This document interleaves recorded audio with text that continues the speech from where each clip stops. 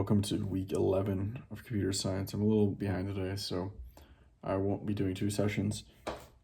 So this is all I'll be doing for today. So let's think about, was I into the next lecture yet? I feel like I did start the next lecture, but maybe not.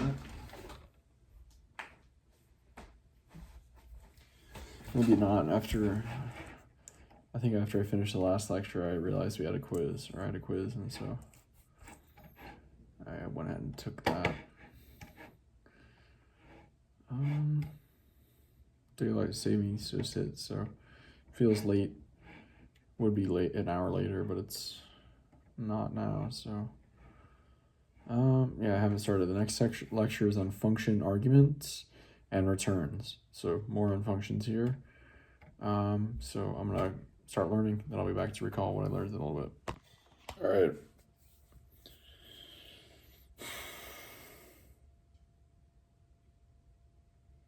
I just about finished up the first unit. This lecture on what function arguments and returns, I think. So this first unit is on function arguments.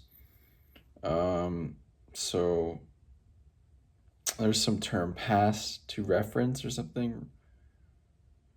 It's a term for in Python where it's a concept where the object that is so you have the function call and the argument, whatever value or whatever object that argument evaluates to. Well, say this is the object that the argument evaluates to. Well, then the first thing that's going to happen when this function is now firing is it's going to create a local namespace, and it's going to assign the parameter name to this object. Pass by assignment, that's what it's called. All right, so you're not creating a new object and passing it to you're saying here's the object, take the parameter name and reference it. So with immutable objects, this means that you can't change a global object inside of a local namespace. However, for mutable objects, you can change the mutable object within the function, and it will change the whole object, like that same object outside of the function. And that's why, because it's referencing. Pass by reference is referencing the object, then it's modifying the object, and then it's still the same object. So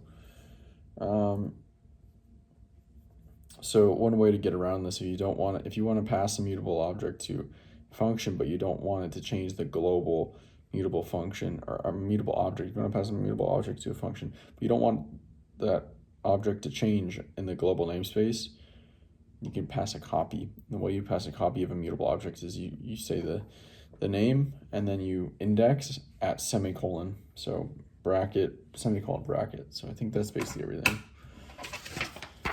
All right, pass by assignment, concept of Python where arguments to functions are passed by object reference.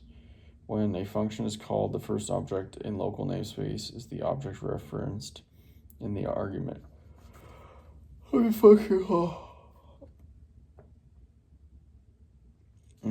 is called, the first object in local namespace is the object referenced in the argument of the function call. Okay.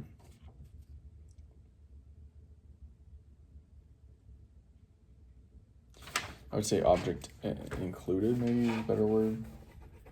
First object included in the local namespace. Oh, I said first object. All right. Passing a copy of a mutable object to a function is a way to prevent unwanted changes to a mutable object in a function, then index semicolon essentially. So that's it for today. Talk to you tomorrow. See you.